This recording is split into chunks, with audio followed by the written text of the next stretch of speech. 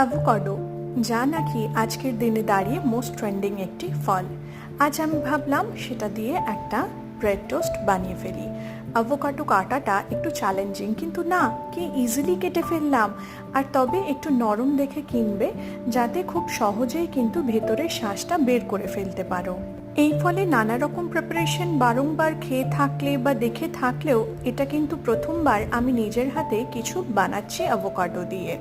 ভেতর থেকে শাঁসটা বের করে এবার মেখে নিলাম, তারাও একটু খেয়েও দেখলাম।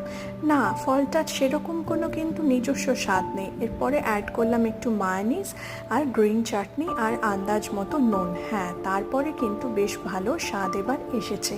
আর দিলাম একটু পেঁয়াজ কুচি। আর হ্যাঁ, গ্রিন চাটনি যেটা ইউজ করেছি সেটার রেসিপি আমার চ্যানেলে কিন্তু আছে, চাইলে তোমরা দেখে নিতে পারো। দুটো ব্রেডকে ড্রাই টোস্ট করে নিয়ে উপর থেকে দিয়ে দিলাম অ্যাভোকাডো স্প্রেড। তাহলেই রেডি।